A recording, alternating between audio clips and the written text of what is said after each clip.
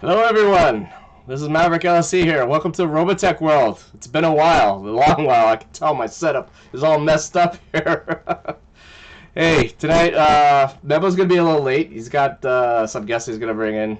And tonight, we have Chris. We invited him in to have a quick discussion about whatever topic seems to be prevalent right now with the issues that everyone's going through right now with the virus, and you could talk about anything like the virus, the anime industry, the comic book industry right now is kind of going in a tailspin. And I want to start off by asking Chris. Hey, Chris, welcome to Robotech World. I think this is your first time on the show.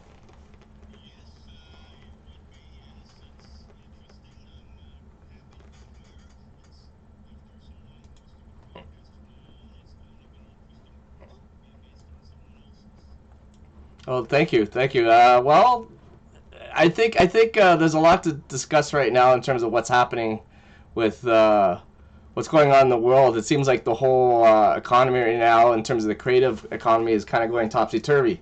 Oh, someone just mentioned they can't hear us. Hold on a second here.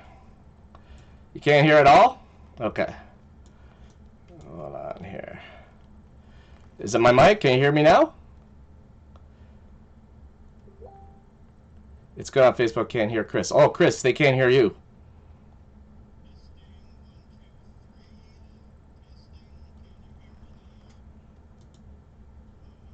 Hold on. Let me get into properties here. I'm gonna.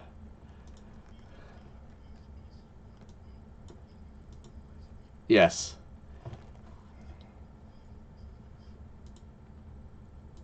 Okay. Can you hear him now? Chris, can you...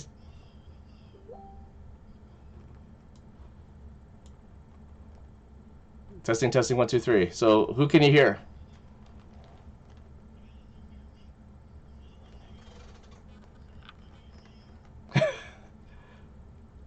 No, can't hear Chris.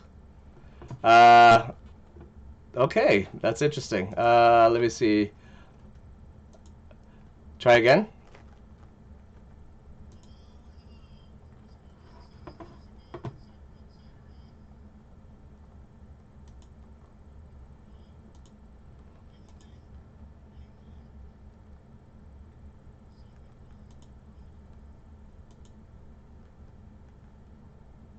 I can hear a cat. Hello? Is that... Oh, Metal's here? Is he coming? No? Uh,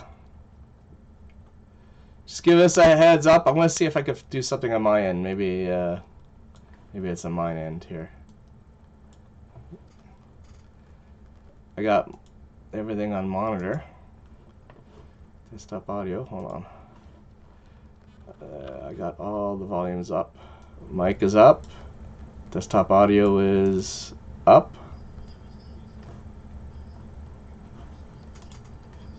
Well, let me check really quick in my Zoom client.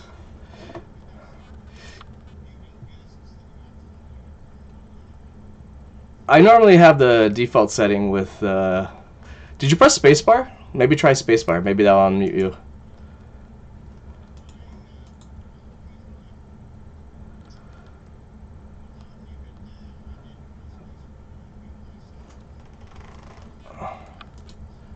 Okay. Well, I got everything unmuted here. No one's muted at all, so okay.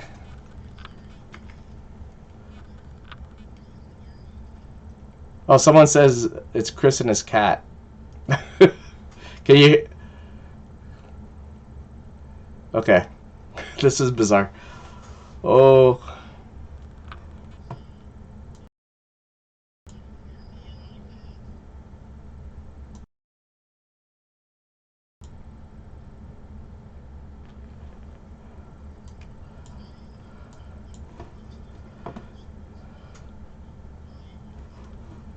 hold on here.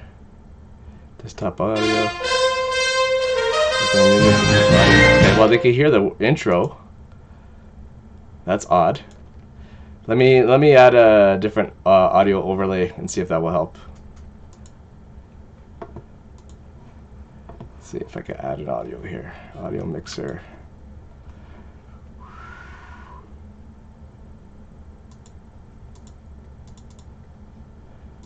Hello.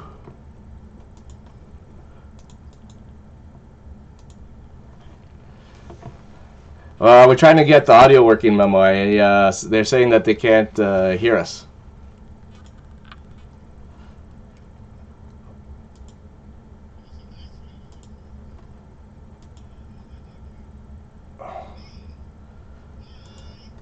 It's Chris Meadows. Okay, let's.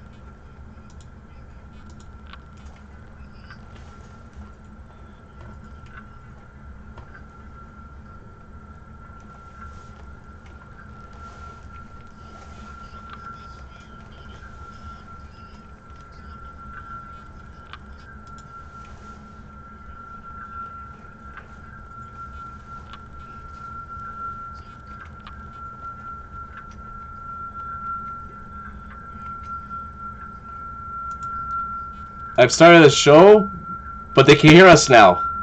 I've started the show, but they can hear us now. I've started the show, but they can hear us now. Yeah, I got the laptop running in the back there. Yeah.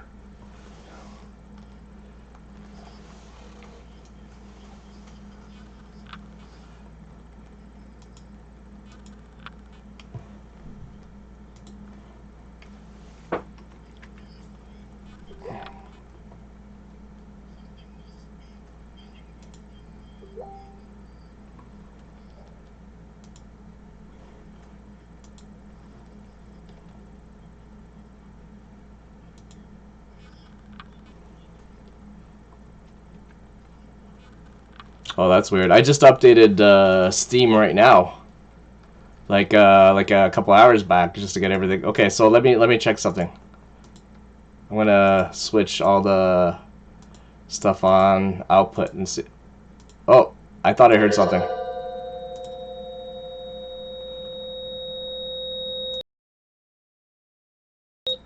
Okay, I think it's working now. Oh, I'm a huge fan. I'm a huge fan of whatchamacallit, that BBC sir. Percussive. Oh, jeez.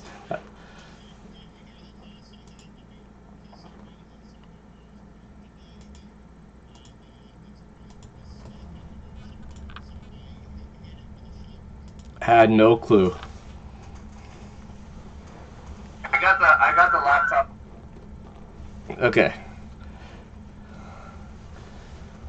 Yeah, that was me. I was just checking to see if it's working. Does anyone else see the show right now?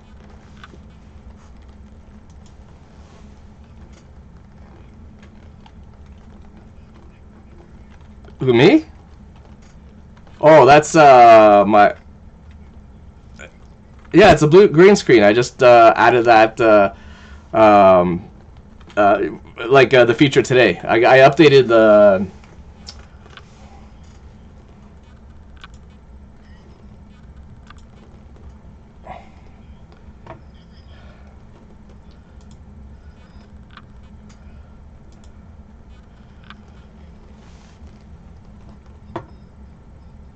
Oh, cool! Like your hat. Yeah, I'm gonna try to see if I can fix this feed going to YouTube. You guys.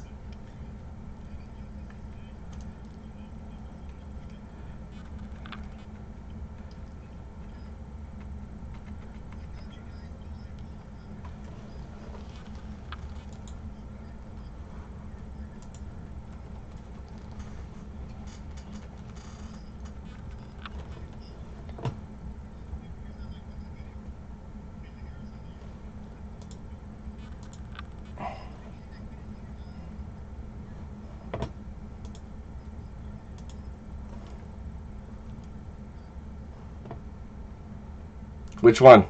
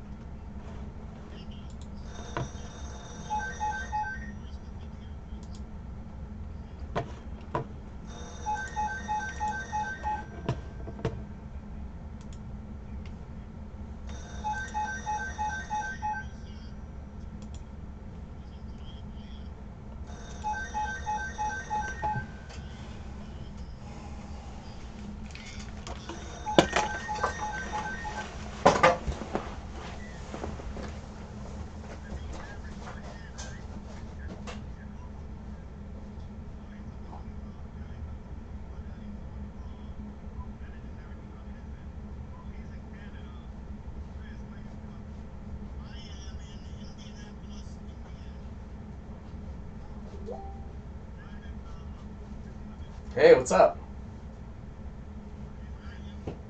Oh, okay. Can I pick him up, like, say, an hour from now? No, I can bring him home. I can take him. I can. No, no, no. I'll take him. Are you coming home or are you gonna go back? Okay, no problem. No problem. Just he's not gonna wait. He doesn't want it. Okay, no problem. Okay, just come home then, and then I'll be here. Okay, see you in a bit. Bye.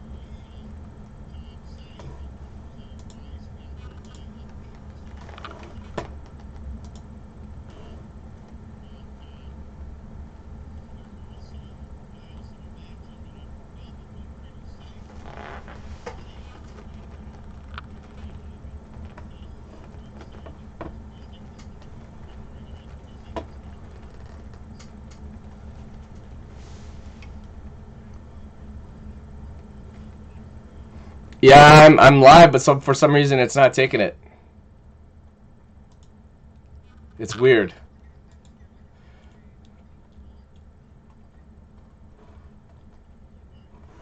It-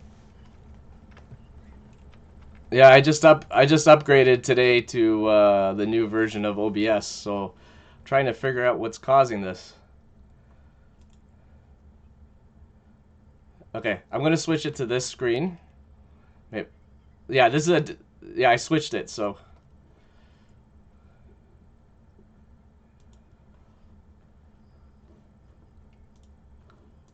Yeah, I'm adjusting it. Okay. There you go. Yeah.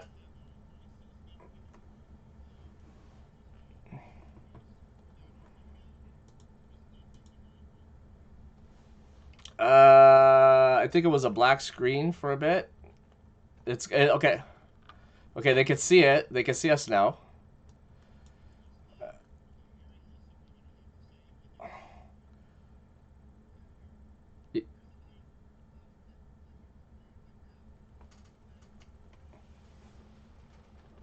Okay, so everyone, you can hear everyone now, right, Memo? Okay. Okay, okay, it's a bug then. Okay,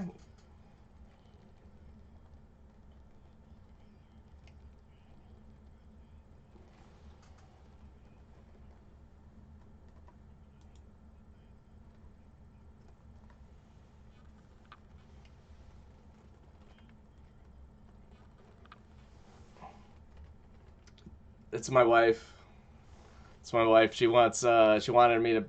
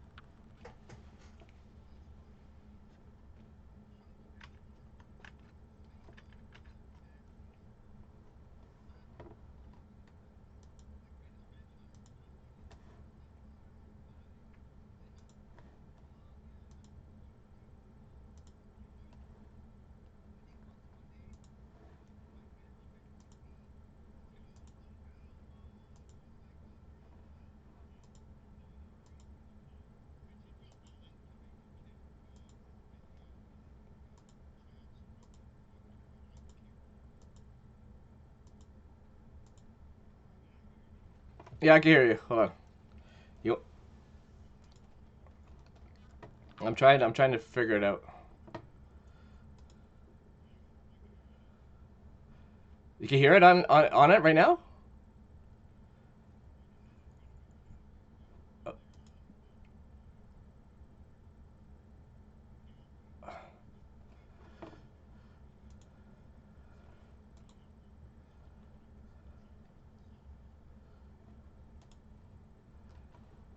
hold on here.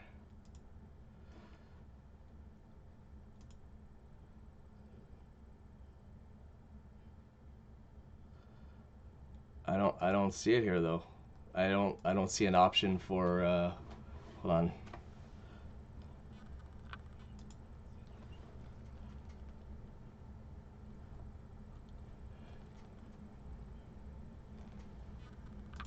I unmute all the participants are unmuted, so try it.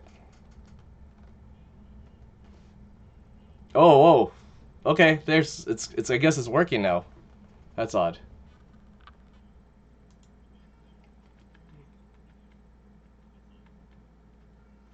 Okay.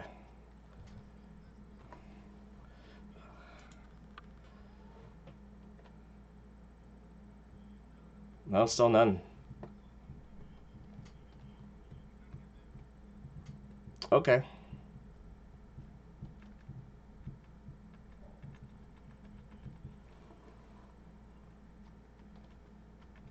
I wonder if it's my USB, my different mic here that I used before when I used to start the show.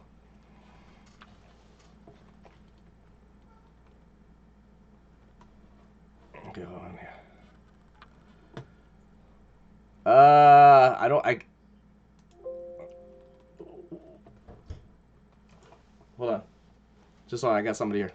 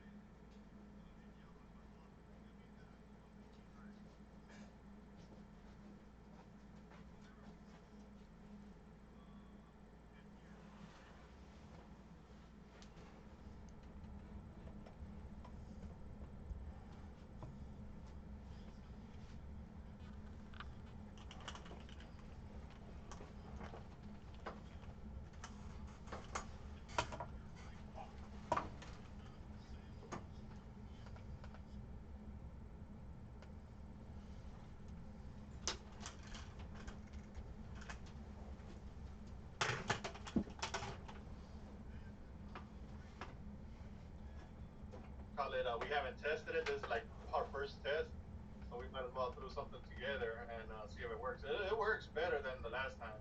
It looks nice. Yeah, it looks nice, but if nobody can hear us, there's kind of no point to that.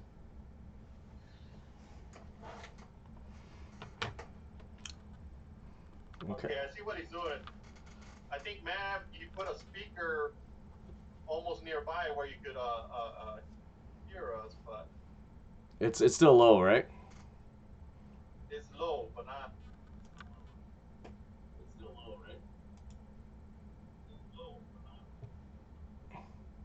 Okay, someone says Memo, I can hear you.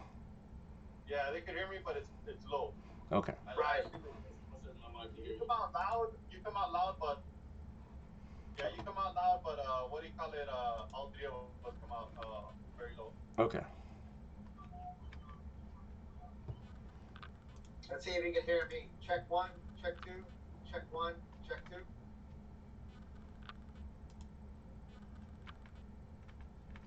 Yeah, barely. Barely, yeah. Yeah, everybody, Steve. Hi, Steve Thompson. Thanks for hanging around. We're trying to figure out this audio. Suseli. Who else is up here?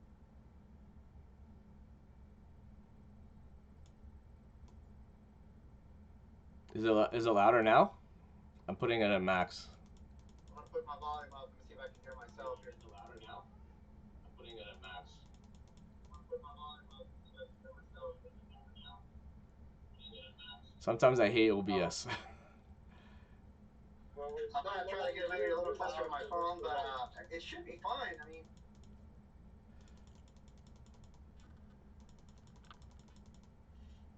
Okay. check 1, check 2. Can you guys hear me there in the chat? Check 1, check 2. On a scale from 1 to 10, how loud can you hear me? Check 1, check 2.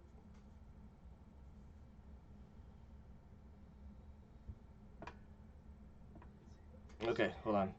I'm gonna do something different with the Zoom. right? I'm gonna switch the audio to the camera because I have one of those Logitech cameras. Let's see if that helps. Just give me a second here to switch. Yeah, this is not what I was expecting, but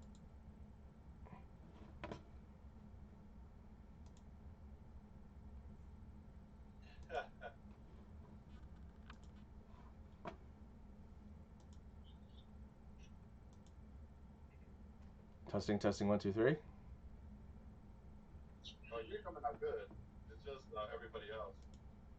That's the only thing. I hear you fine through Zoom, but I don't know how you would be coming through Testing, YouTube. testing, 1, 2, 3. Same here. Yeah, we're still coming out the same.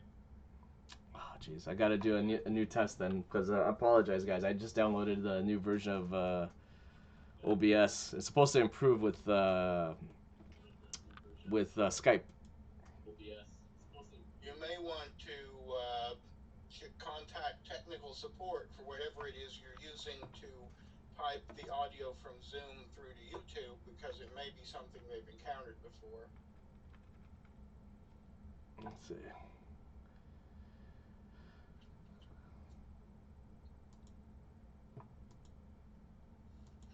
Okay.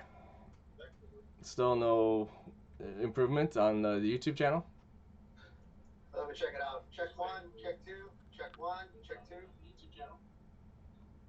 me check it out. Check 1, check 2, check 1, check 2. It got a little better. I mean, I can hear myself a little better on YouTube. Okay, what I'm going to do is I'm going to remove my mic and I'm going to put it by the computer speaker. You guys have a chat, okay? Here. Here, let me disconnect the camera. Yeah. We're still trying to see if Mac can figure this out on his end. Is it better, the sound?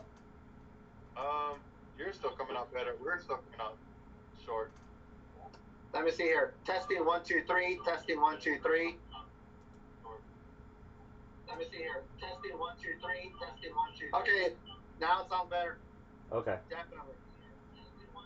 Yeah, you sound better. Now it sounds better. We might have to raise our voice just a little bit, or maybe get closer to the microphone. I mean, I don't think we should, but it helps. Okay. I'll you guys have the chat and I'll just manage it. You guys have the chat and I'll just Okay, I'm gonna lower my okay. Okay. You guys can hear me? What? Okay. You sure you don't want to reboot the system there, man? No, I don't want to risk it. You guys continue with the conversation. No, we're coming out good now. It's just I'll edit it. I'll edit it later. I'll download the video and I'll re-edit it and I'll repost it up. You sure? I mean, I'm good. Trust me, I'm good. Go ahead. okay.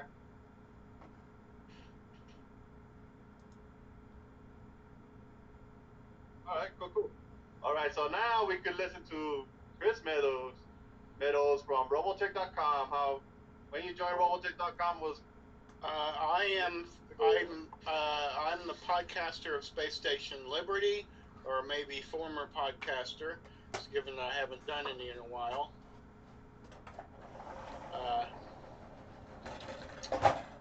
So I am happy to join the show tonight.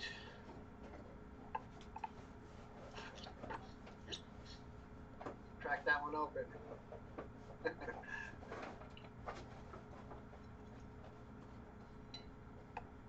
and he says he's working from what do you call it? next door to his job. Yep. That is my place of work behind me over my shoulder. I sit there and I take calls all day for a health insurance company for utilization management health insurance.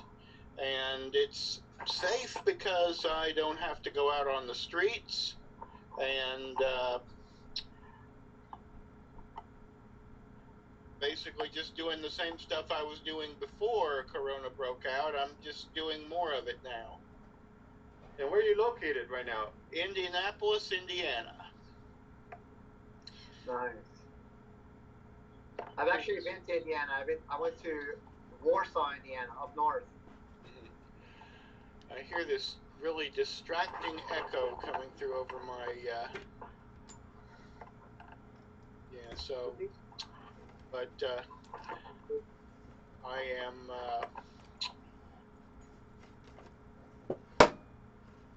lately I've been enjoying some of the new streaming offerings available. I've been watching Star Trek Picard with a friend, and I've been playing a lot of Homecoming City of Heroes, where I am actually a volunteer game master now. Right. It's a lot of fun. All right, cool. How about you, Sal? I don't know how much of my intro came out the first time, but I'll do it again. So I'm from Los Angeles, California. I live in Northridge. I'm a graphic designer. I saw Robotech World just looking up, because I'm thinking of making my own podcast this summer. And since I'm a graphic designer and I do video editing, I can do all the graphics and all that good stuff, so I can make my own podcast. So I bought all my equipment, but I've been so swamped with work that I haven't had a chance. But when I looked up Robotech World, I listened to a couple of the videos and I liked it, and I reached out to Mr. Guillermo through Facebook. Memo, man, just Memo. Oh, Memo, yeah, sorry. And that was it. And I just want to get the ball rolling as far as, because I got so much to say. I'm sure I won't get to say all of it right now because I'm trying to do some episodes with and have it really organized as far as what type of content I want to get out, because I also want to go to the Macross convention that they have every October, September in Torrance. I'm sure you guys heard of it. Macross World, Macross Convention, something like that. I forgot. They always change the name, but I went and I like it. And I know some fans are kind of like, well, you can't say Macross with Robotech or Robotech with Macross, but you know, they go hand in hand. That's just my opinion. But I love Robotech. I think it's one of the greatest franchises. I think it's a pot of gold. It's great. It makes me laugh, cry, smile, everything you can think of. Like even now, over the age of 40, looking at the cartoons and looking at it, it holds up because yes, there's greater animation out there. The anime has just skyrocketed. It's different from what it was 20 years ago, but it's so boring. There's a lot of anime now that's like it's beautifully done, animated, but the story, I'm like, they're sleepers. And with Robotech, I'm always having a good time. Maybe it's nostalgic, whatever, but I love it. I think that under the right management, the right company, it could do wonders, because I'm really disappointed where Robotech has headed in the last, I want to say, 13 years. The conventions, I've met Tony Oliver, aka Rick Hunter. Interesting story about Tony Oliver. I met him at I think it was the premiere of Robotech the Shadow Chronicles, and I met him at some other conventions just trying to get his autograph. And this was like 2006, 2007. Then around 2013, I was graduating from Cal State Northridge, and I majored in theater. and one of my friends, her name is Tiffany. We became friends on Facebook, and the reason why I'm mentioning her is because her last name is Oliver.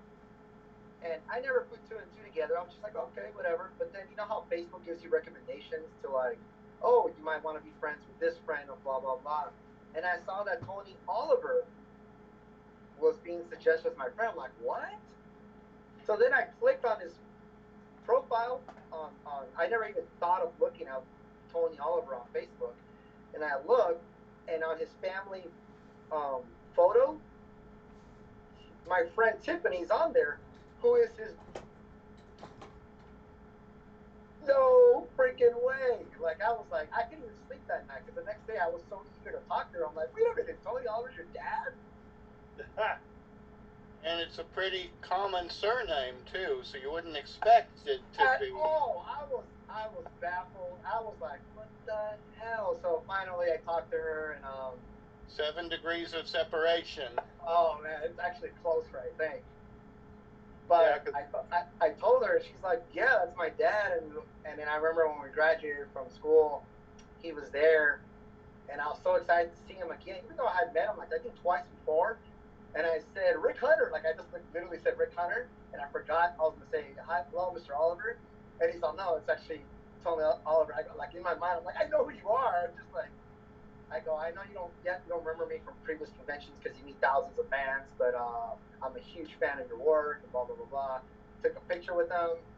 Um, I'll show it to you guys later, maybe on another podcast. But yeah, it was just I was just like I couldn't believe it. And then we started talking about a little, just briefly about like how the voice acting thing came to play, and he was just explaining a little bit like how, and it's in a couple of videos that he's talked about as far as he lied to get into Robotech because I'm doing voice acting right now, and I know how hard it is to just to be seen, to be heard, because now everybody has the same equipment. I mean, kids from high school are buying microphones, expensive computers, and anyone can do it. It's just how do you stand out from the rest? That's what I'm trying to learn. But back to Tony Oliver, that's the story. And I got another little story as far as knowing one of those characters. When I was maybe about 10 years ago, I was at community college. One of my humanities teachers ends up being um, ran from the new generation. Ran the voice actor for that character is my also was my professor, and I didn't know he was ran until the very last day when I was trying to.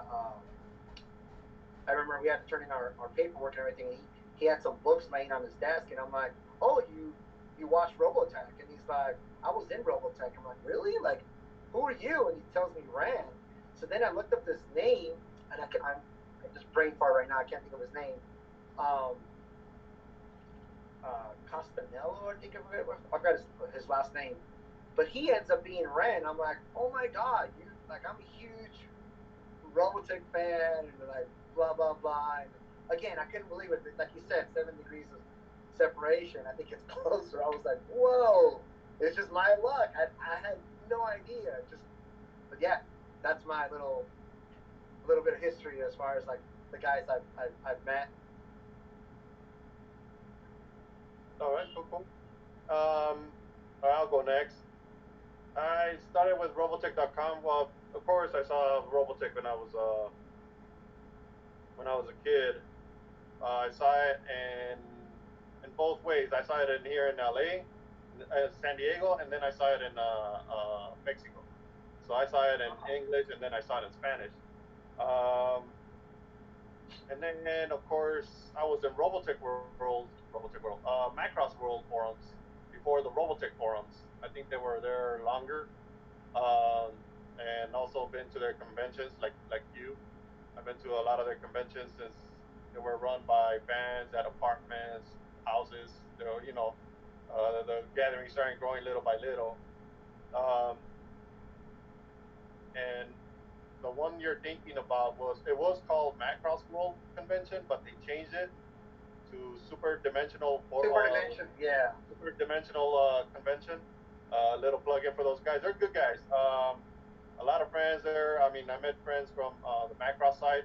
Yeah, I know I'm more on the Robotech side, but a lot of people are like you. They don't care either or. They don't care.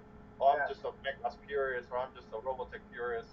I met people in the middle. They love Robotech and they love Macross, and and a lot of people just follow more Macross, more into the hardcore part of it. Some guys will actually do both. They'll be very hardcore on the Macross side, and they'll be very hardcore on the Robotech side. Um, and then after a while, I started going to conventions and appearances, just like you, meeting the voice actors, meeting the staff, and little by little, just became part of this whole Robotech world type of thing. Just to let you know, Robotech World was born. Our Robotech World was born out of the 1985 comic or 86 comic book. Uh, when people were asking me, why you use Robotech World, I said, well, it appeared in publication in one of the comics where they were telling people to join the RDF. I don't know if you ever joined the RDF. They had that sample letter. You mail it in, and Yeah. you get a pin. You get all this stuff. I have it. I have all that collection. It's all I collected. forgot which one I joined. I know it was one of those websites too, but I think I know what you're talking about. Yeah. But it was a mail-in back in the '80s before internet. So when I Oh, started, I see. I see. Okay. I thought you were talking about another like third party website on oh no, no, Macross. this is back in the comic books. I had Robotech World, the Attention Robotech World, and Oh, I okay. just got Wow. yeah, I just cut my name. I never used it, because Macross World was there later when the internet boom started happening. I joined, I think, in the '90s, late '90s. I'm trying to remember if it was. No, no, no. I think I joined early '90s, '94, '95. I don't know when Macross World was born. Robotech was soon after, and 2000. No, it was late 90, 90 97. It's so long. But Robotech soon after picked my name, and that one stuck. So I wanted different from the Macross World forums to the Robotech forums. So I didn't want to confuse both of them. So, um, It's stuck. it stuck. Remember when Dominion stuck? So when I went back to Macross World, I kind of forgot everything. What name was I using? Or what was my password? I just gave up on it. Emails changed as well. So it was used to be an AOL.com domain name. So that changed. But like I said, over the course of the years, I met a lot of the fans. Just like you, we just became friends. What do you call it? And hanging around with the voice actors, hanging around with the staff, being at Harmony Gold, up and down, and all that conventions. And Robotech X was born because I wanted something. I couldn't use the word name Robotech because that's a property, right? So I use Robotech with an X at the end. Robotech X is what I promote at conventions. Funny thing is, one of the guys who ran the San Diego Comic Con before he got too big, you could just walk in, buy your pass for that same day or any other days. There was no, what do you call it, lottery system. Back in the day, you could just walk in, right? Um, and one of the con organizers, I knew him from way back in the '80s when they first started at a convention center, and it looked like a Frankenstein's, very just tables, a bunch of old comics, I hear that a and lot. Yeah. what do you call it? And I used to dress up as Chewbacca, Darth Vader, back in '84, '85, and what do you call it? These guys that I knew back then, they said, "Hey man, you always collecting Robotech stuff. What do you call it? We have a table here. Would you like to show your stuff?" Because they're trying to fill up tables, and back then it wasn't big as it is now. Back then they didn't even have the other section of San Diego Comic Con. So by our first year, 2007, they just said, set this up, put this together. It took me 2 years to decide to do it, but they planted the seed in me, and finally I says, all right, I'm going to do it. And luckily I did because it gets me in the convention now. Because there's been times where I just gave up on buying tickets. What And convention is this? I'm sorry. San Diego Comic Con. Oh, San Diego Comic Con. Okay. So now that I have a table there, but it comes with passes, so I'm like, all right, cool, I'm in. Now the trouble is bringing the whole family in. So that's another story. But what do you call it?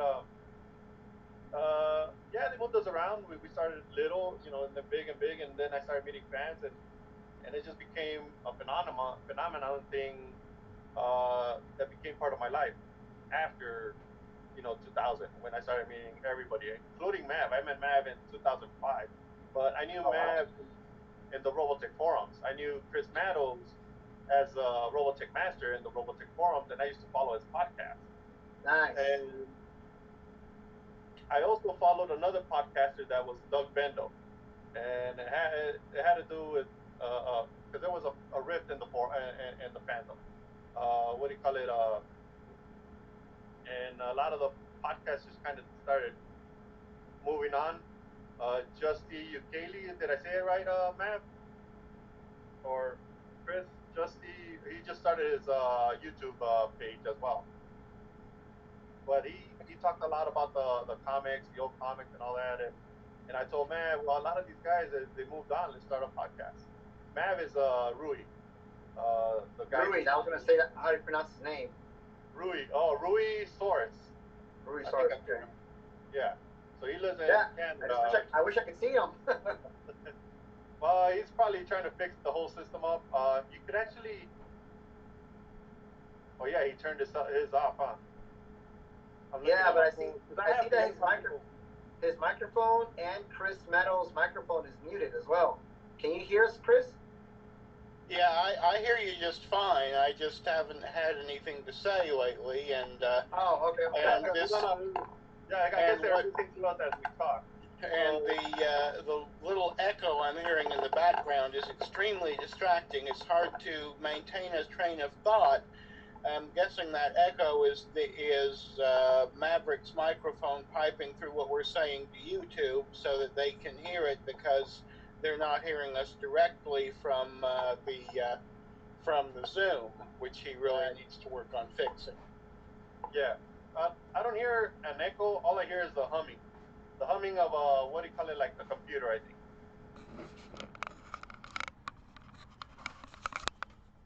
And Ah, there he is, Rui. there's Mav. Yeah. Okay, well, like I was saying, then I met Mav in 2005 for was it the 20th anniversary, Mav, or the 25th anniversary of Robotech? 4. 20, 24? So it was 24. Wow. No, That was in 2004. 2005, I think, and Michael Bradley did a huge performance at Anime Expo I remember that 2000. online. I didn't go to that one. I went to the convention, I think, 02 and 03. And then after that, I was, this goes back to how, I'm disappointed in Harmony Gold because I remember going to some of the conventions in 02, 03, 04. And I'd be one of those guys, with my little brother,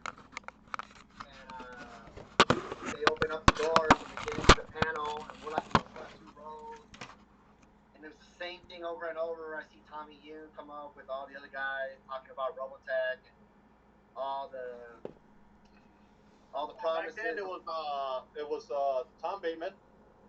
Tom Bateman was what do you call it there at Harmony Gold? Tommy Yoon and Steve Yoon. Steve Yoon, yeah.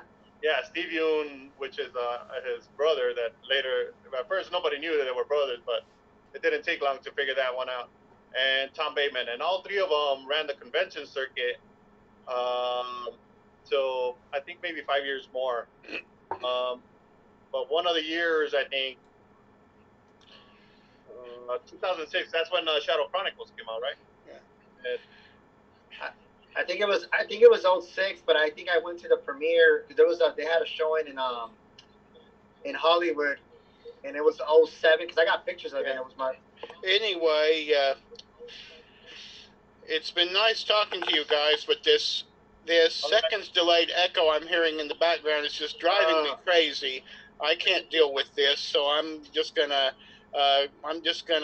beg off, and hopefully next time you will have gotten the kinks worked out and so forth, and it'll work properly. Uh, but I just can't deal with this, and I'm out of here. All right. Understandable. So there goes Chris Meadows. Have a good day.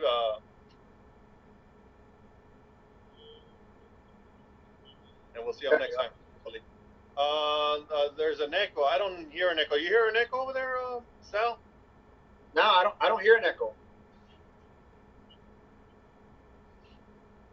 No, I don't hear an echo. I don't think there's an echo on our end.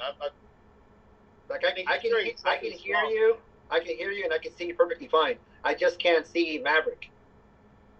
Well, Maverick is there, but Maverick, I think he's busy. So while we're talking.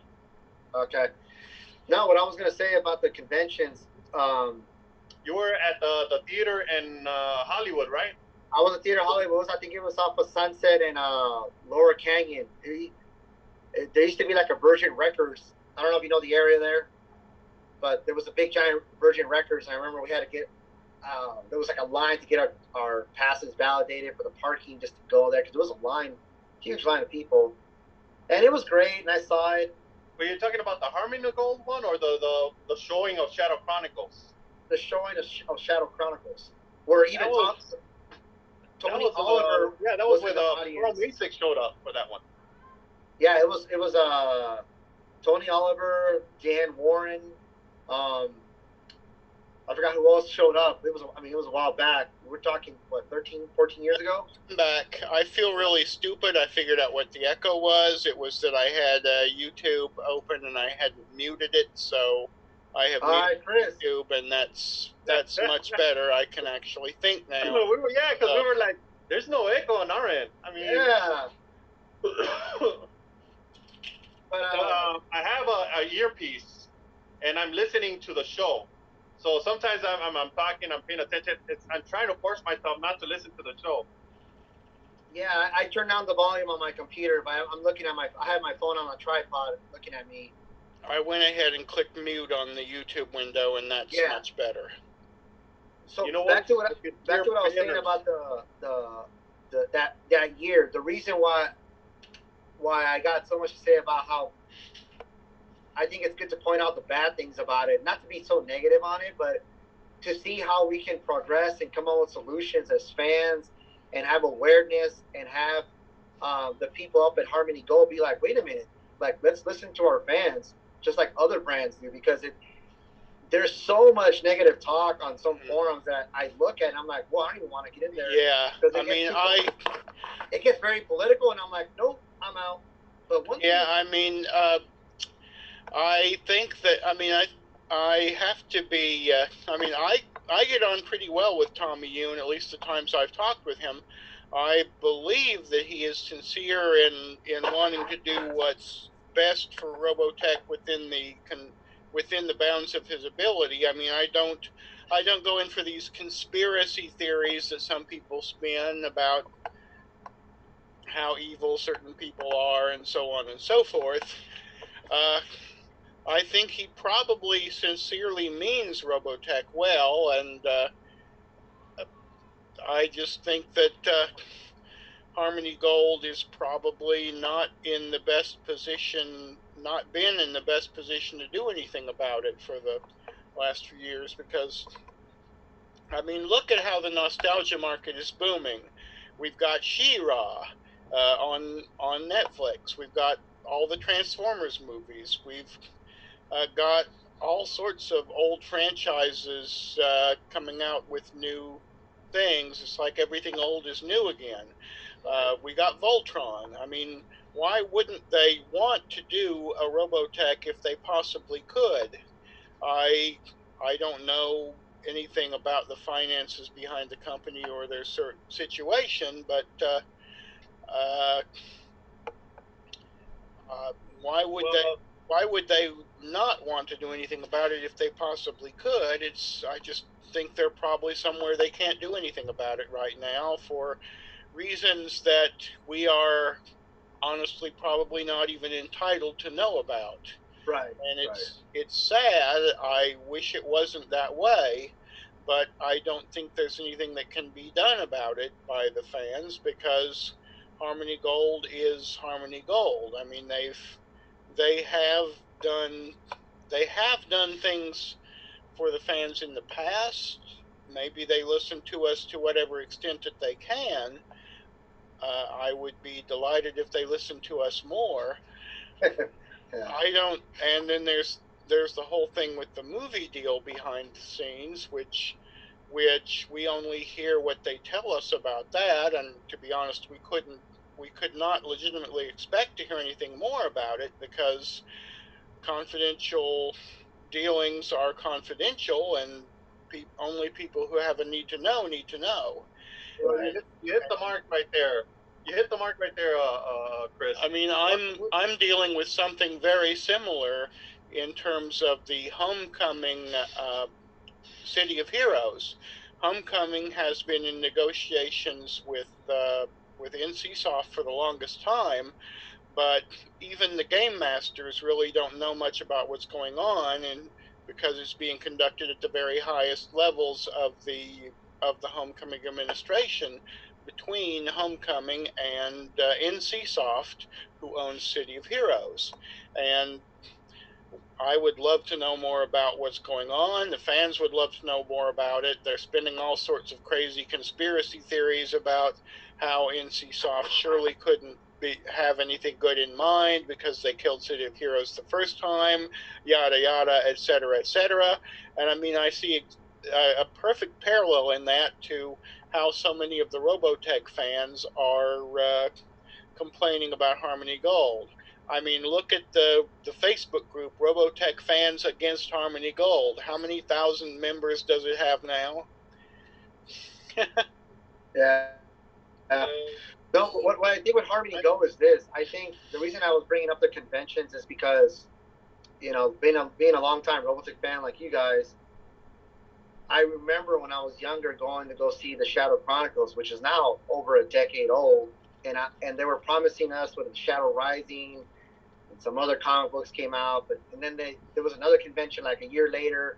We're gonna promise this. Another convention a year later. We're gonna promise that. So little by little, I, I started being like, okay, you know what? I'm gonna back off a little while. I love what I have. I'm everything you just said, Chris, is right on the money. But I think like Tommy, I mean, again, we don't know this information, but I'm assuming Tommy Yoon loves this franchise. But I feel like maybe even he's got maybe some type of like barrier that he can't get past it. Maybe it's finances or maybe it's creative differences. I don't know. I don't know all the logistics of what's going on in Harmony Gold. But what I I do need to know. butt in on this one because it's killing me for the longest time. One, Shadow Chronicles came out, and they were already promising Shadow Rising. Right.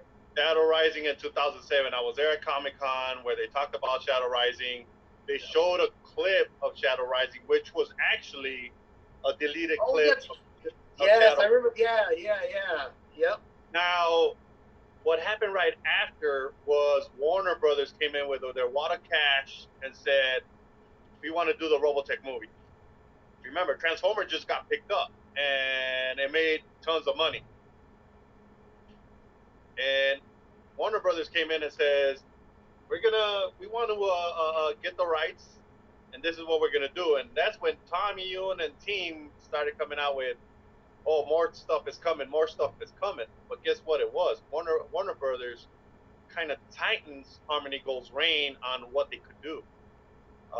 We kind of knew this later in conventions later where they were saying, yes, we had a different contract with somebody else.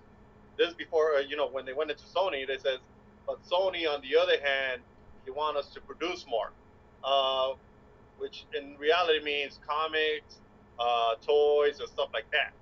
So all that time that Warner Brothers had it, 2007, I think, 8, all the way through 2015. They had it for 7 or 8 years, and Warner Brothers didn't do nothing with it with the license.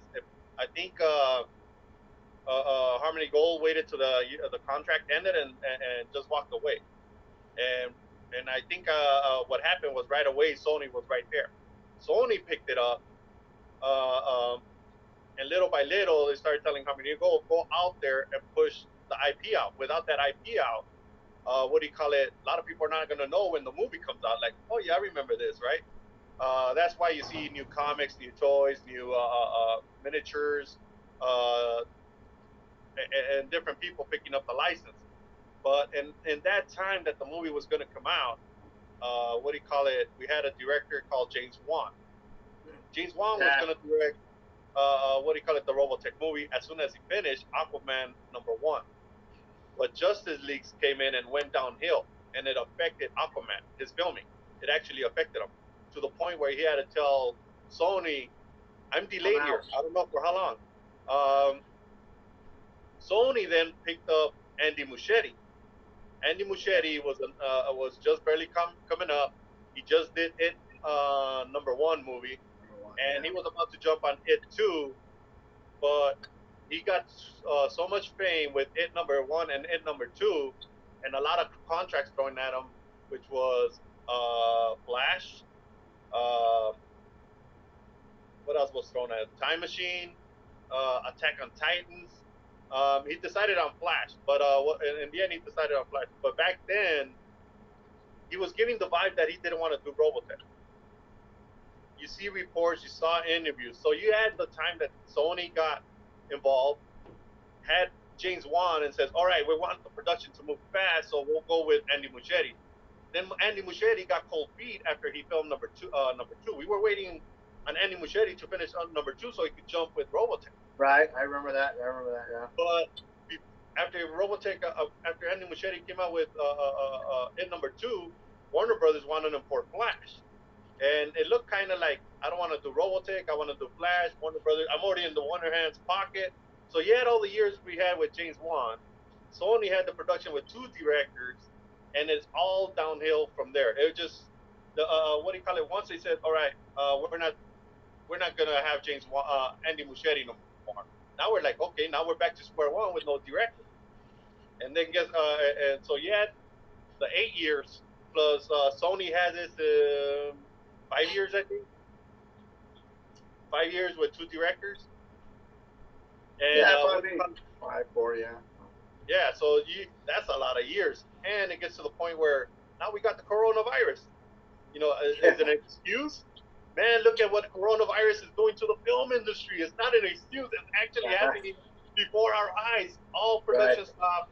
All what do you call it? AMC's shut down. All theaters shut down. Mematoriums being put up for what do you call it? You can't have more than 10 people. How many we have in this group? 1, 2, 3, 4. Okay, we're okay. But more than 10 people, and what do you call it? To the point where nothing is moving. You know, that's affecting the Chinese, what do you call it, films, because a lot of production is in China.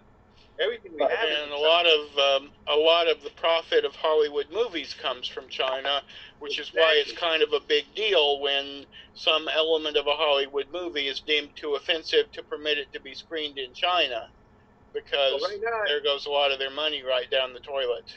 So right now you're saying, well, Harmony Gold's been promising. Yeah, they've been promising, but Warner Brothers promised a lot of stuff too. They honestly, Harmony Gold should have known better at the outset. I mean, they are a Hollywood company. They know how Hollywood works. They really should have known better than to let themselves get locked into a deal that would force them to squander their momentum and stop doing what they were doing, which was just beginning to revive Robotech. I mean, you can disagree with the direction they took it, but at least it was a revival. It was something new, not stuck dead and static the way that everything else they ever did was. I mean, what else? What have we had since then? We've had Robotech Live, Love, Alive, which had like 1 minute of new animation in it. Yeah. And that's exactly I'm glad you brought that up. And this is why I would Harmony go? I mean, it's hard to say. We don't know if, like you said, about the Warner Brothers deal came in.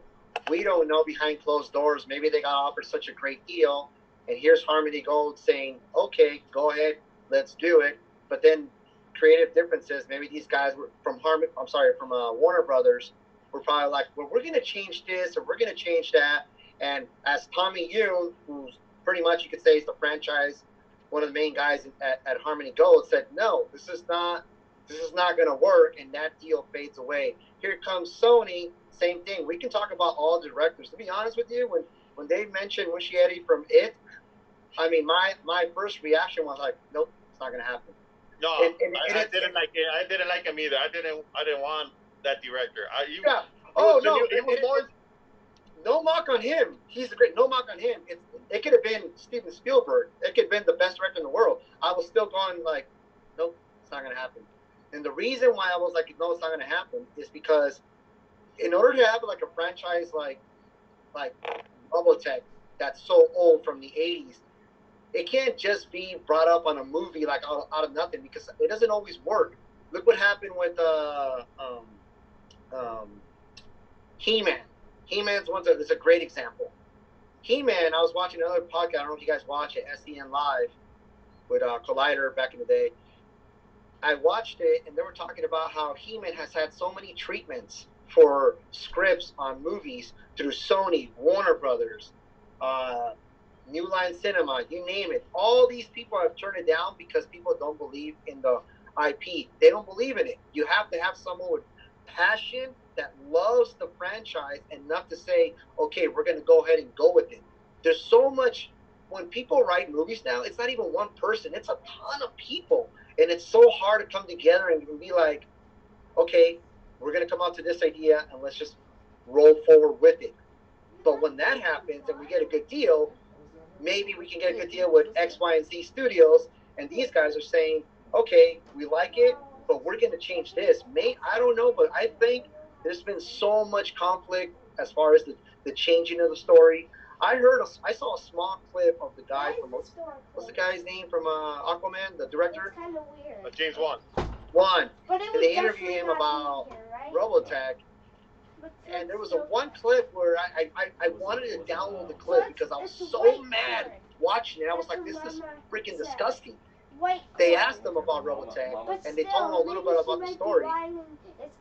And he said, oh, yeah, well we're going to change the fighters and the Veritasium. We're going to change this. This did not definitely happen. And this. He started changing the whole thing right in front of my eyes. This guy's not even assigned to be the director. And I'm like, I think you're going to be getting into Big West licensing 41 Designs issues. If you don't know about that, that's what he meant. That's what he's talking about. And so when I saw this, I'm like, no, this thing is gonna. I wouldn't want Robotech to come out in the movie theater right now because it would bomb. My brother's a huge fan of Ghost in the Shell. I don't know any of it. I've only seen the first one in '95, the VHS one, the very first one, and that was it. That's all I know. But my brother, who I got him watching, and now he knows everything of it. He watched the movie and he's like, "Oh man, dude, I was just squirming in every scene." And then I was like, you know what? That's exactly what I want. I don't want to squirm with Robotech. I don't care how big you are. If you're gonna go ahead and change, like I don't want Claudia to be a white woman. I want to see all. That's just me. I want to see all the original characters as close as possible. Stay as close as possible to the source material. Visually, people, especially people that are nostalgic, older guys like us, they're going to pay attention to all the details. And when something just visually, doesn't even look close, you're already dismissing it before even seeing the movie. I'm not saying that it doesn't work. Sometimes it does work. With today's times, they're going to have to change it, like in Robotech. Like, you can't see Rick Hunter going to a payphone, a robotic payphone, and pick that up. But how cool would that be? You see, those are interesting little details that people in the creative process would argue and say, no, we got to have cell phones and we got to have all this touchscreen stuff in the air like Iron Man. There's no way this would buy. Like, but you know what? That worked back then. And back then, we were way behind than where we are right now. You see what I mean? So I think there's a lot of clashing as far as the studios and Harmony Go. And I think Harmony Go has been in an unfortunate state where they're almost desperate. Even with Warner Brothers, Harmony Gold already said it was going to be a reboot. It's not what you're going to think it's going to be. Oh, right. No. I was talking before that. Yeah. But even then, now it's like I think that with They're still Harmony repeating the same Gold, thing. If you want to know, they're still repeating the same thing, that it's going to be a reboot. Nothing's going to yeah, be the same. The shit planes are not going to be the same. Uh, uh, uh, Everything's not going to be the same. Yeah, So I mean, I'm when just you worried do that an adaptation, some things are going to have to be changed because some things don't work the same on the big right. screen Oh they yeah, do on a definitely, TV. definitely. The the problem comes in being able to in knowing what things need to be changed for the sake of working properly on a different medium, and what things want to be changed because the director wants to put his mark on it and basically pee on the tree to mark his territory. And it can be, it can. I think that doing an adaptation of someone else's material can be tricky for that very reason, because you don't want to be constrained to what someone else has put down. You want the chance to show off your own creativity, your own creative know-how, and so forth. And so you make these big changes that you may think work better in the service of the story, or you may think you want to make them anyway just because you are the director and you know best. I mean, look at the reaction to the Lord of the Rings movies. Those were terrific movies. The Hobbit movies were okay movies, but in both cases, especially in the case of The Hobbit, which was a trilogy made from one single thin little children's book, uh, the Peter Jackson and company made lots of changes in order to reduce it down or expand it out, in the case of The Hobbit, to something that would fit on in 3 movies. And not all of those changes were ones that everyone agreed with. And, not all of those changes may necessarily have been merely for the sake of adapting it to the screen, even as much as the directors insisted they were. But what you come down to is anytime you have an adaptation, you're going to have changes. Some of those are going to be for the sake of making it work better on the screen. Some of those are going to be for the sake of the director and writer's ego. And you want to try to minimize the latter kind while keeping the former kind, and that's not always easy to do. I mean, there's currently a big uproar going on over in the fandom community for the Percy Jackson novels, as Rick Riordan has been making noises about possibly getting Disney to do a reboot of the movies or movies or a TV series or something based on his books, because nobody, including Riordan himself, particularly likes the movie adaptations that had been made to this point, because they just changed too much of the story and so forth. But even if they get an adaptation like Reardon wants to make, it's still going to change things and it's still going to tick people off. For another case, look at the new TV series that's being based on the Discworld Guards novels. There have already been a number of revisions to the story announced, including significant changes to some of the characters that completely go against what the original intention of the character was.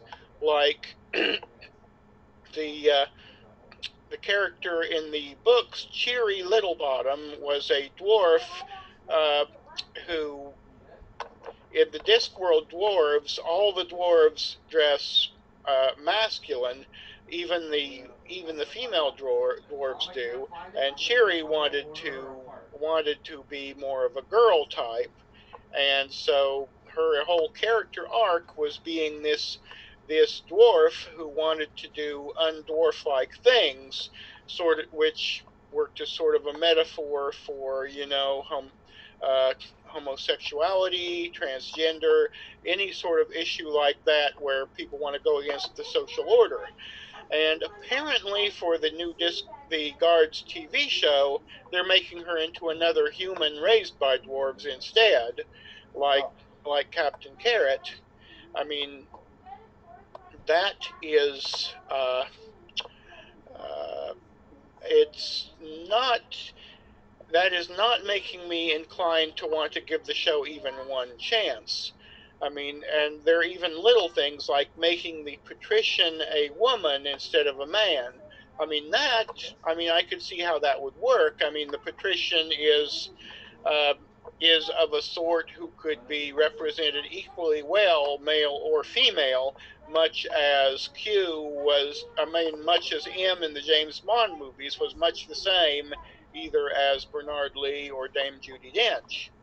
But, uh, uh, but you know, doing something so deeply counter to the very nature of the character as depicted in the books, as for the show, makes me rather reluctant to want to have anything to do with the show, because if they're changing something that big, how could I be sure that they would pay any attention at all to the anything else in the stories? I mean, it sounds like they're just from what I've read, and granted I've only read what's in the news, but it sounds like somebody just it looks like they had the rights to the property and somebody wanted to make their own show, and they basically are just putting their own show over whatever Terry Pratchett made. And like the guy did with the movie The Lawnmower Man, which bore absolutely no resemblance to the short story Stephen King wrote. But the particular director or writer for it had a rejected cyberpunk script uh, beforehand that had a number of similarities, and so it sounded like they just bought something for the name recognition and then slapped it on their script. Uh, uh, Man, you went all around Hollywood right now, man. Bring it in, man. Bring it in. Yeah, I mean, so I would be. I mean, we're not going to get a Robotech movie that is just the Robotech TV show thrown onto the big screen. We're not going to get something. I mean, even if it comes out of development hell and gets made, we're not going to get something remotely like what Robotech is. And the fans are not going to be happy with it any more than the Star Trek fans are happy with Discovery or Picard. I mean, well, some Star Trek fans are just fine with Discovery and Picard, but there are a huge number of Star Trek fans who are upset with any new show, and not just Discovery or Picard. They were upset with Enterprise. They were upset with Voyager. They were upset with Deep Space Nine. They were even upset with Star Trek: The Next Generation when it came out, because it wasn't the exact same thing as all the series that had come before. And you're going to get people like that for Robotech.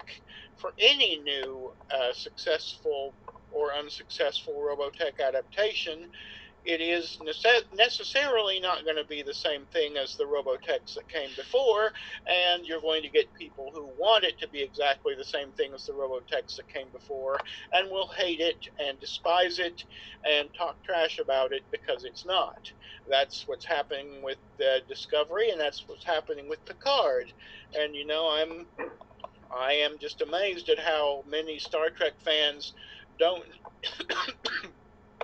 don't seem to know how good they've actually got it. Right. Right. I think that with I think with Harmony Go and Robotech, the reason this is why I was mentioning He-Man. He-Man is another franchise that I love, and I like what they're doing right now as far as revamping the franchise. Like, for instance, they started with She-Ra, the new animated series on Netflix. Now, I remember watching She-Ra with my sister. My sister is the same age as me, and she hates the new She-Ra because it doesn't look like her. It looks different. But I said, wow, at least they're getting the ball. You see what I mean? Like Voltron, the new series by DreamWorks. I think it's okay series. I think it got a little. I tuned out after the second season. it's a little too kiddie. It's almost so predictable. Like here comes the joke, Lance is like some like nerd and like wow, all these guys like this wasn't a kiddie cartoon back then when we were kids, and now they're really saturating it with like kiddie jokes and the way they move and act. But that's fine. Let's just say they stuck with it. The thing is, they got the ball rolling. It's out there right now. There's awareness with all these directors.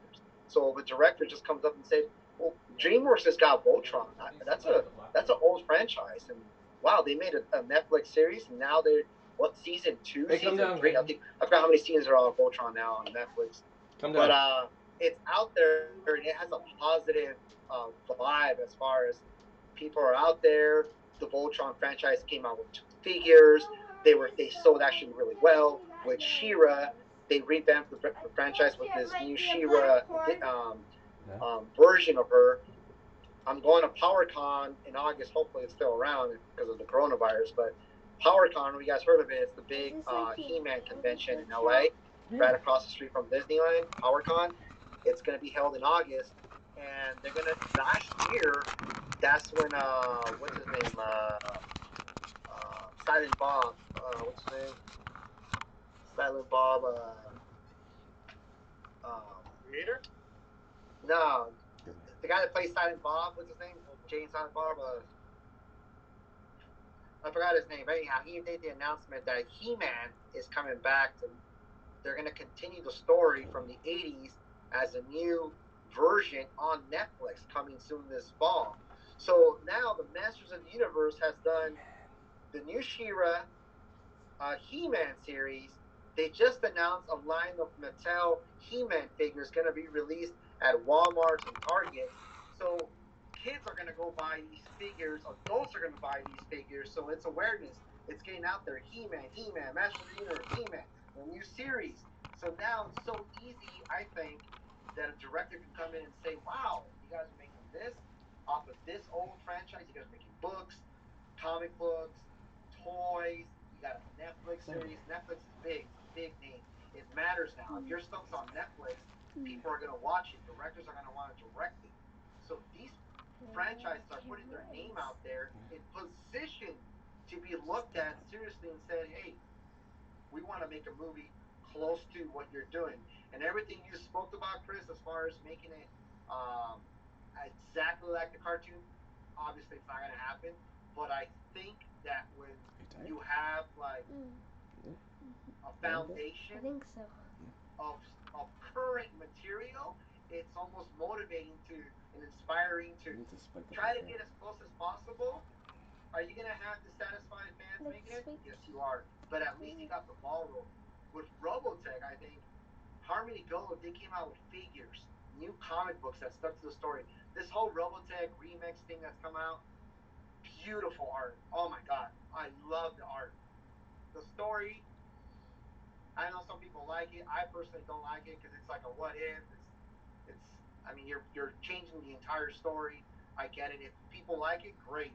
I love the animation, but if they came out with like, I'm sorry, the artwork, if they came out with new figures, come out with like a Netflix series. Let's start out small. Let's start off with 10 episodes. It's the streaming wars. Everyone's on Netflix, Disney Plus, and HBO, and now I've got the other ones. But if you started coming with the Shadow Chronicles, maybe a 10 episode short miniseries, hit that, some figures, and then get some directors and investors and the right people involved to look at this franchise and say, wow, like this thing is just like Star Wars. This could be bigger than Star Wars under the right direction. And then, only then, I think you're gonna have the right adequate approach to the of directors for this franchise to say, okay, Harmony Go, this is what I have to offer.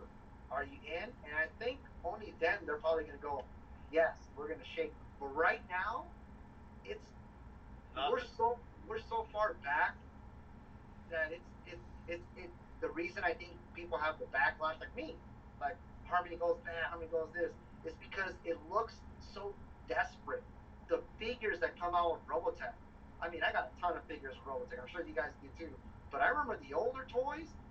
They're so much better made, but I get it. plastic costs more, the cost of making these figures costs more, the tooling costs more. But if they can come out with some decent figures that are affordable to the public, have them at Walmart, at Target, at your convenience store, whatever. Have a little series, a little cartoon series of 10 episodes, 6 episodes. Have that ball going. Right now, I think that's what they need under the right direction. Until that happens, we're going to continue to have the boredom and the pathetic conventions of fans. I was watching the conventions every single Comic Con and Anime Expo. I don't know. Next time you watch them, pay close attention to the fans. How many people are in the audience? You'll notice that the audience are getting smaller and smaller and smaller. And what's interesting is that what I love is I remember I met this one guy like 10 years ago at one of the conventions. He still goes to every convention there. Hardcore Robotech fan. And he's there, you know, they give him the mic to answer one of the guest questions. And he answers, and I'm like, wow, man, that's passion. If you can inspire someone like that to keep them like so hyped on Robotech, why can't you do it on a grand scale to inspire, you know, more people, more directors, you know, fundraisers, or imagine this. This would be pretty out there, but could you imagine if Disney bought Robotech? Could you imagine? I'm not saying they would do the best job. That's not even probably do a better job than Harmony Gold has. But could you imagine? But I don't know if I'm gonna like it. I probably wouldn't like it either. Star Wars. Yeah, I mean, it's like what I was saying. With long franchises running that long, anything new, you're going to get people who don't like it because it's just like what came before. To be honest, I mean, I have found a lot of great new shows to enjoy that appeal to me in much the same way that Robotech did in some ways. I mean, I am especially fond of the works of Rooster Teeth right now, their Ruby series and their new Genlock series, which is some amazing American-made mecha animation stuff that I'm really looking forward to the second season of. And they make their stuff on a much tighter budget than most series. You know, I would think that, and you know, they are producing the next new Transformers series also. Rooster Teeth? Yeah, I'm waiting for that. Uh-huh. Okay, but you know, Rooster Teeth had a huge layoff. They went through a lot of layoffs. Yeah, but they are producing. They're not animating. They're farming the animation out to someone else, but they are doing the production work. Yeah, because they priced themselves as a studio out of the U.S. for the newest Transformers series, and of course they're doing the next season of Genlock as a Warner Brothers, Warner Network, whatever it is, exclusive, which I'm really looking forward to seeing. And of course they're still working on Ruby every year, and these shows are produced on a lot lower budget, I think, than a lot of the shows we see these days. And, you know, it's just a pity that Harmony Gold doesn't contract with them to do a new Robotech show, for example, like they're doing with Transformers, because I bet they could do a good one. Yeah. I think they said that they're working with Sony on that. So until Sony decides or allows them, because they got the rights to everything. Harmony Gold already announced that they got the rights to everything new, everything that it is with the IP right now. Sony has. So it's not Harmony Gold. It's actually Sony now that's in charge of it. See, the problem is that like Memo says, Sony has the rights to everything. So basically, it's really up to Sony to decide where they want to go with the property, and until those rights are last, so basically it's usually around 7 years or whatever that's been assigned in the agreement. Sony has basically are going to be the ones that are going to make all the big moves. So I think Harmony Gold has some rights though, correct, Memo? There's some things that Harmony Gold. I don't know. I think like the comics. Since, the last one they reported, they said that Sony took a lot of rights, including I think animation. So we're gonna have to wait on that one. Yeah. But Do you guys know? Are Harmony you guys? Gold did say that they were able to negotiate an extension of the rights to the Macross franchise, didn't they? I was just gonna mention that the Macross. What's the deal with Macross? Because I know they went back and forth, and I think Macross had won That's a the last. long story. And what time is it? 9 o'clock. All right, guys. I gotta go to sleep because I gotta go to work tomorrow because the coronavirus is over for us over here at work. One guy came out with a coronavirus, sent us home a couple of days ago. Now they're like, "Oh, we Sorry cleaned to it hear up." that, man. They say they cleaned it up, so I'm like, "Oh, damn." I don't know. But Yeah, well, what you guys talking Anthem, about? my insurance company shut down its headquarters building today, where I used to work until several months ago, for cleaning. I'm guessing that somebody must have displayed flu-like symptoms, and without easily obtainable tests, they couldn't be sure whether they had corona or not, so they must just have decided better safe than sorry and sent everybody home and closed the building for deep cleaning indefinitely. So That's what I'm just glad I work from home. In any case, it's been fun talking with you all. If the next podcast has availability, I will be happy to come back if it's convenient to my schedule. Yeah. Pleasure meeting you, Chris, and thank you very much for getting back to me, Memo. Maverick, you already spoke, but I hope to talk to you soon. Oh, I'm the tech guy. Supposedly, I'm the tech guy. So. Yeah. But next time we're gonna try Skype. I really want to try Skype again, and we're gonna see if we can get the Skype working because I think the setup right now it's just it's not working out. Anyway, ciao everyone, and see you in the next show.